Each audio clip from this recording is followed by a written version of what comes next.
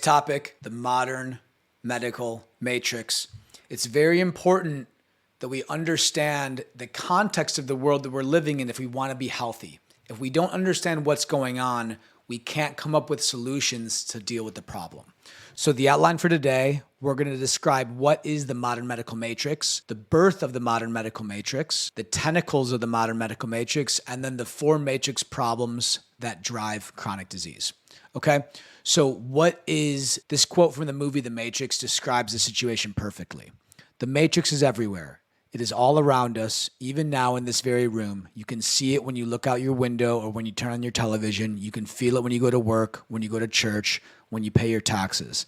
It is the world that has been pulled over your eyes to blind you from the truth. So here's the truth. The truth is the United States spends more per capita than any of the first world nations by far, and our life expectancy is the worst by far. Why is that? Chronic disease since the 1930s has just been unabatedly getting worse. We're now at 60% as of the year 2020. 60% of the population of America has a chronic disease. Of those 60%, 42% has more than one chronic condition, multiple. Even kids are chronically ill.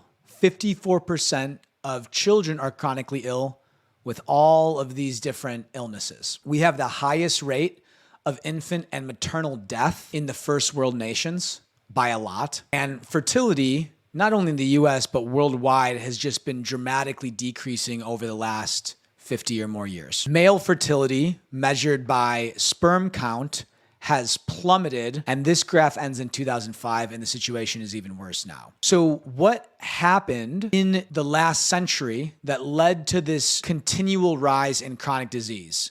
That brings us to the birth of the modern medical matrix. This situation really began with the Rockefeller Foundation. If you remember, Rockefeller was an oil tycoon, and pharmaceuticals are made of oil products. And what Rockefeller did in his kind of cunning capitalistic sense was figured out that he could promote medicine in the name of philanthropy by teaming up with the American Medical Association and the FDA to promote pharmaceutical products that he was profiting from. And what he was able to do was legitimize this pursuit with the American Medical Association and then enforce it with the FDA. And through a lot of different tactics, like putting money into professional societies, engaging with politicians and lobbying, controlling the licensure of doctors, installing gatekeepers at the federal agencies, marketing and public relations, and controlling the medical education, he was able to create a medical monopoly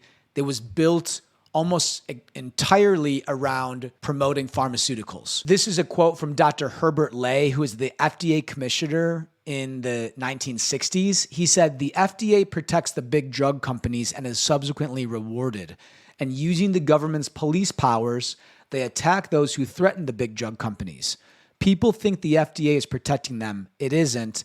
What the FDA is doing and what the public thinks it's doing are as different as night and day." And this situation hasn't changed whatsoever. We see it all over the place. One of the best examples is the Bill and Melinda Gates Foundation. Very similar story. Bill Gates, extremely successful capitalist, rebrands himself as a philanthropist and goes on this vaccine crusade.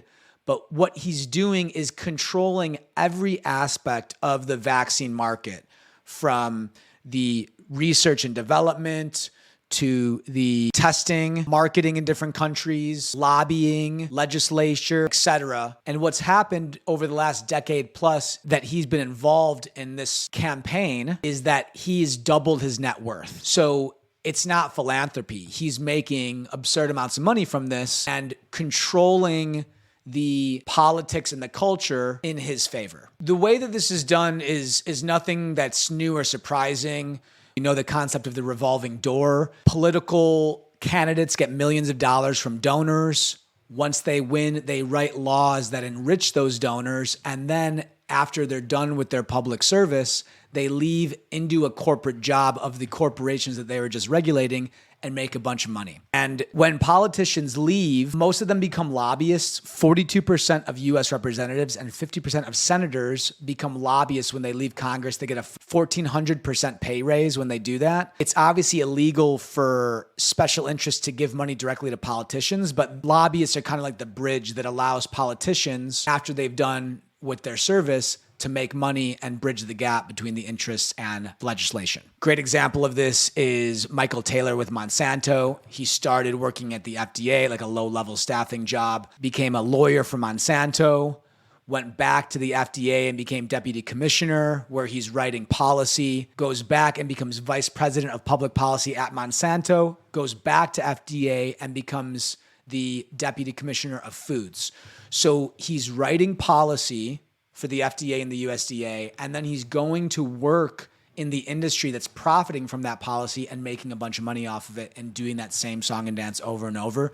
We see this everywhere. This is just one example. Another good quote here from Marsha Angela, who is the editor of the New England Journal of Medicine for a while. "It is simply no longer possible to believe much of the clinical research that is published or to rely on the judgment of trusted physicians or authoritative medical guidelines. I take no pleasure in this conclusion, which I reached slowly and reluctantly over my 2 decades as the editor of the New England Journal of Medicine."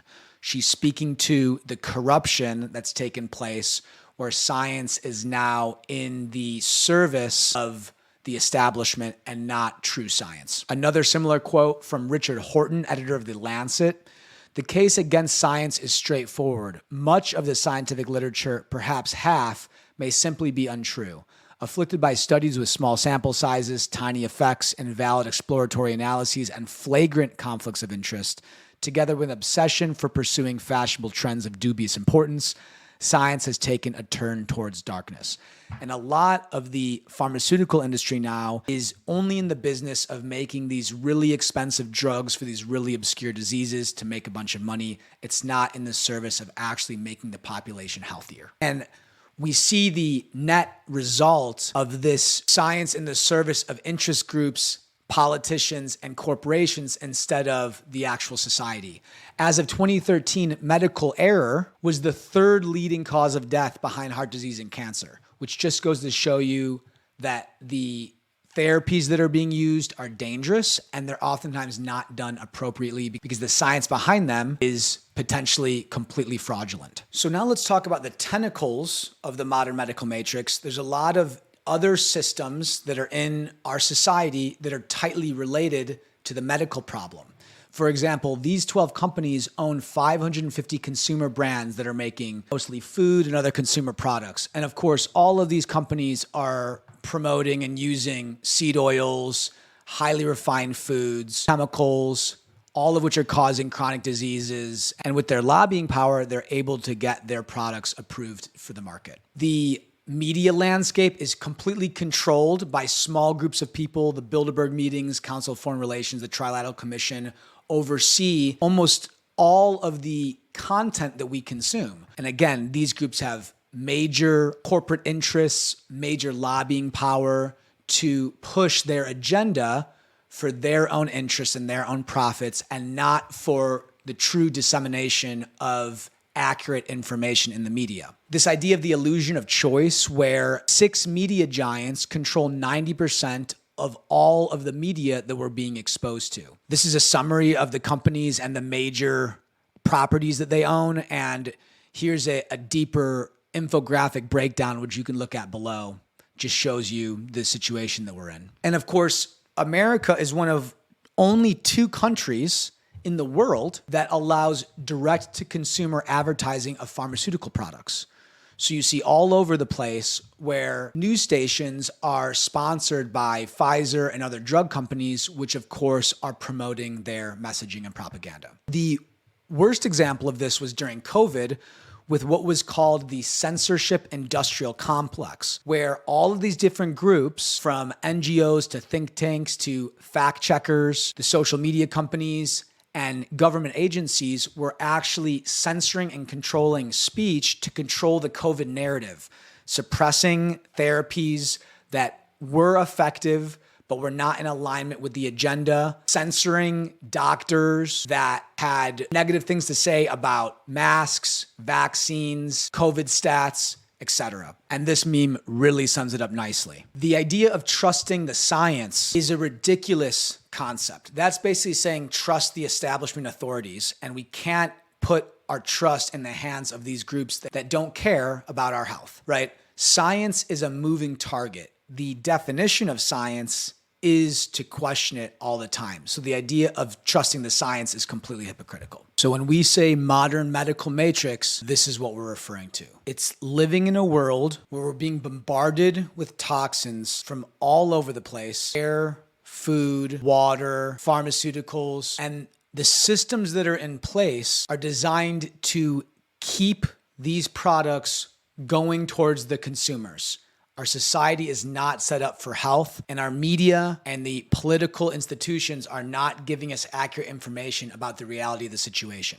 So to summarize, the modern medical matrix is creating 4 major problems that are driving disease: chronic toxicity, nutritional deficiencies from all the low quality food, poor lifestyle with the blue light and the EMFs, and chronic stress. These are the 4 drivers of disease, and this is exactly how we have to understand the problem so they come up with a solution to solve these fundamental issues. And that is exactly what we're going to show you in the upcoming videos. See you in the next one.